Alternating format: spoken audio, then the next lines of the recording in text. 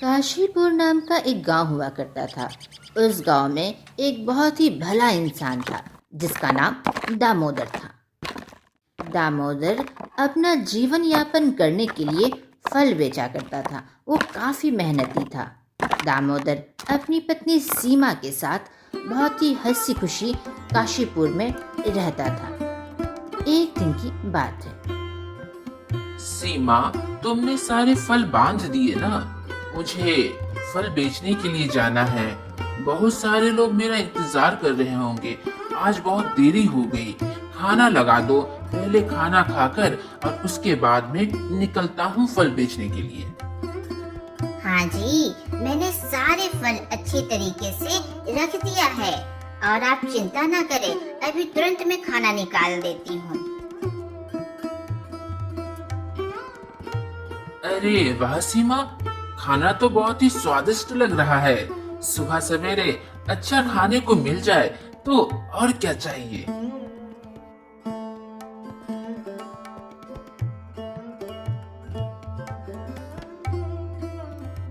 ठीक है सीमा, अब मैं निकलता हूँ। बहुत देरी हो गई है आज। ऐसा कहकर दामोदर फल बेचने के लिए निकल पड़ता है।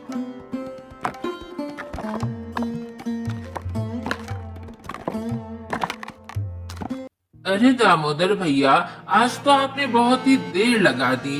कितनी देर से इंतजार कर रहा था कि आप फल लेकर आएंगे। आज इतनी देरी कैसे हो गई आपको? हाँ राकेश भैया, आज तो वाकई देरी हो गई। आज नींद थोड़ी देर से खुली थी, नहीं तो आपको तो पता है मैं सुबह सवेरे एकदम सही समय पर आ जाता हूँ आप सबको फल देने के लिए।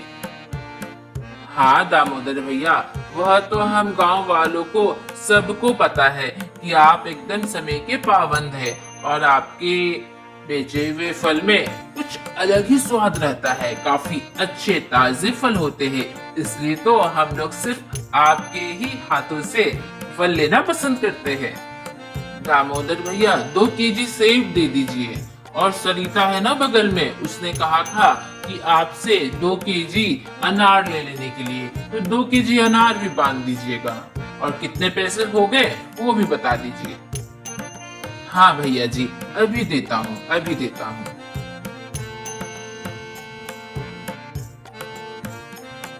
आहा, सेब तो काफी ताजे दिख रहे हैं। मेरी पत्नी तो काफी पसंद करती है आपके बेचे हुए फल को, इसलिए मैं सिर्फ आपसे ही लेता हूँ। कितने हो गए भैया पैसे? 2 केजी सेब और 2 केजी अनार मिलाकर 500 रुपए हो गए। आप लेकिन 450 रुपया दे दीजिए।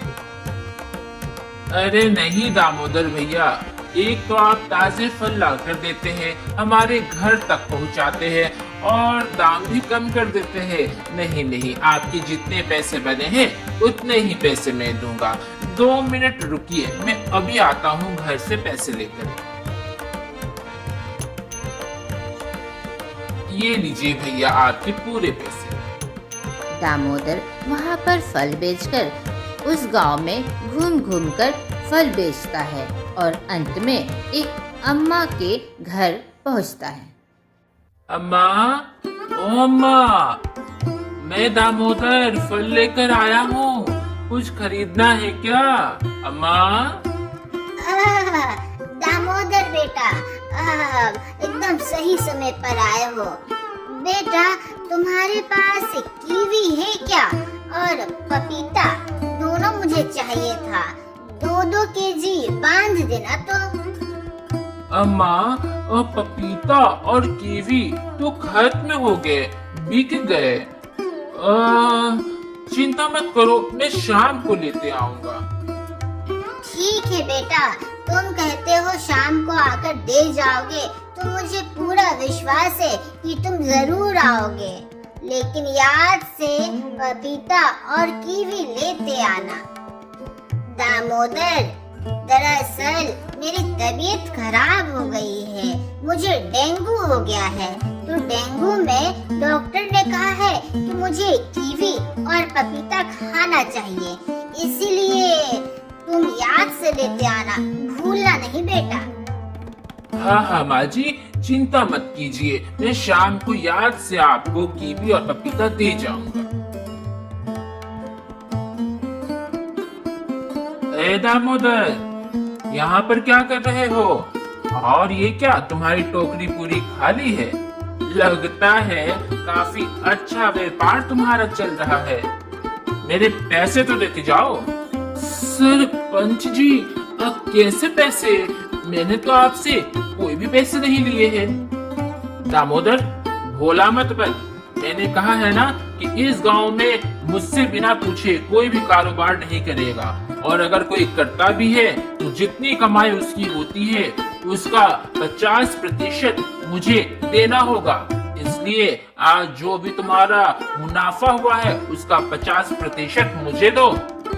सरपंच जी, ये आप क्या कह रहे हैं? आपका दिमाग तो सही है, मेहनत करूं मैं और उसमें से आधा हिस्सा आपको दे दूं, ये कैसे हो सकता है? ये तो गुंडागर्दी है। दामोदर, मुंह संभाल कर बात करो। तुमको पता है ना कि तुम किससे बात कर रहे हो? सरपंच हूँ मैं इस गांव का। 2 मिनट नहीं लगेगा तुम्हें इस गांव से बाहर करने के लिए। आज तो मैं तुम्हें छोड़ देता हूँ, लेकिन याद रखना, कल से मुझे आधा हिस्सा चाहिए तुम्हारी कमाई का।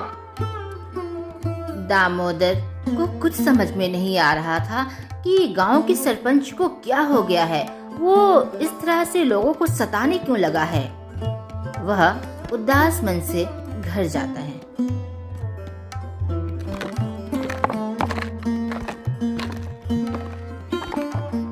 अजी, आप बहुत ही थके हारे लग रहे हैं, क्या हुआ? कुछ परेशानी है क्या? सीमा, क्या बताऊं आज क्या हुआ? दामोदर ने सारी बात बताई कि किस तरह से सरपंच ने उसको धमकाया और किस तरह से उसकी बेइज्जती की। अजी, यह तो अन्याय है। यह सरपंच तो सबकी नाकों में दम कर दिया है। हमें कुछ ठोस कदम उठाने पड़ेंगे, नहीं तो यह सरपंच सबको इसी तरह परेशान करता रहेगा। सीमा, अभी तो मेरा सर बहुत ही दर्द दे रहा है, मुझे अभी सोने दो। मैं जाता हूँ सोने के लिए, लेकिन ध्यान रखना मुझे 4 बजे उठा देना, क्योंकि मैंने अम्मा को बोला है कि शाम को मैं पपीता और कीवी देकर उनके पास आऊंगा। उनकी तबीयत ठीक नहीं है, उनको डेंगू हो गया है, इसलिए याद से सीमा मुझे 4 बजे उठाना। हाँ जी, आप चिंता मत कीजिए, मैं आपको उठा दूंगी, आप आराम से सोइए। सुनिए, उठिए ना, 4 बज गए हैं, आपको अम्मा के पास जाना है ना। मैंने टोकरी में पपीता और कीवी रख दिया है, जल्दी से जाकर अम्मा को दे दीजिए। अरे अरे, 4 बज गए। अच्छा हुआ सीमा तुमने मुझे उठा दिया। अभी मैं तैयार होकर जाता हूँ अम्मा को देने के लिए। अजी, सुनिए ना, आप अम्मा के यहाँ जा रहे हैं ना, तो अम्मा के घर में कड़ी का पौधा लगा हुआ है, थोड़ा कड़ी का पत्ता मांग कर लेते आइएगा। उपमा खाने का काफी मन कर रहा है। ठीक है भगवान, मैं अम्मा से कड़ी के पत्ते मांग कर लेते आऊंगा।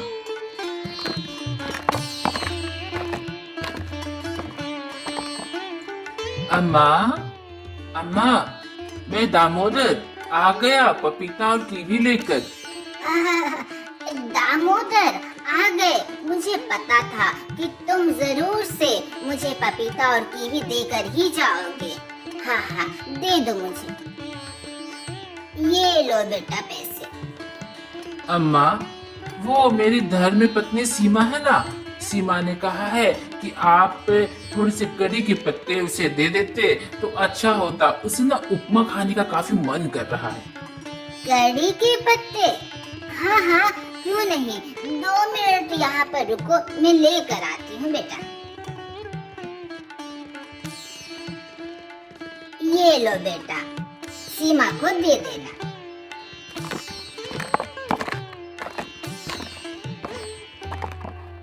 हरिया, अच्छा हुआ तुम मुझे यहाँ पर मिल गए। मैं तुम्हारा ही इंतजार कर रहा था।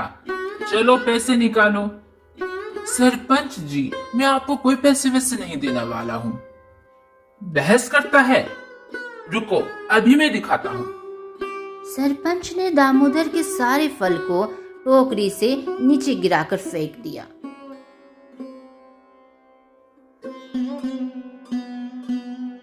आई बात अब समझ में। अगर मेरा कहा नहीं मानोगे तो रोज ऐसा ही होगा। अजी, क्या हुआ? आज आप फिर से बहुत ही परेशान लग रहे हैं। क्या हो गया? क्या वो सरपंच मिला था क्या? मुझे आपके चेहरे पर साफ नजर आ रहा है। हाँ सीमा, वह सरपंच रास्ते में मुझे मिला और उसने मेरे सारे फल गिरा दिए। तभी घर के बाहर मकान मालकिन आती है। दामोदर, दामोदर भाई साहब, जरा घर से बाहर निकलिए। दामोदर भाई साहब, आपको यह घर खाली करना पड़ेगा। अब यहाँ पर आप नहीं रह सकते हैं। अरे सरला बहन, ये आप क्या कह रहे हैं? आखिर क्यों नहीं रह सकते हैं? हम लोगों ने पूरा 1 महीने का तो पैसा दिया ही है और समय पर हम लोग अपना मकान का जो रेंट होता है वो भी भरते हैं। आखिर हमसे क्या भूल हो गई? आप अचानक ऐसा क्यों कह रहे हैं? दामोदर भाई साहब, मैं कुछ नहीं जानती। अभी के अभी यह घर खाली करना है। तुरंत खाली कर दीजिए।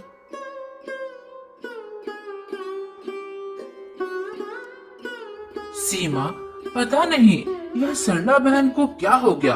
वो तो इतनी अच्छी थी, उनको हमसे क्या दुश्मनी आ पड़ी कि उसने ऐसा हमारे साथ किया। अजी, लगता है हमारा अभी बुरा वक्त चल रहा है। जैसा उन्होंने कहा है वैसा कर लेते हैं। सामान बांधते हैं और घर खाली कर देते हैं। वही सबके लिए ठीक रहेगा। नहीं तो क्या पता ये लोग कहीं हमें धक्के मार के घर से बाहर ना निकाल दे। इससे बेहतर है हम लोग अपना सामान बांधे और निकल जाएं। सही कहती हो सीमा, अभी चलो तुरंत हम लोग सामान बांधते हैं। दामोदर और सीमा दोनों सामान बांधकर वह घर छोड़ देते हैं।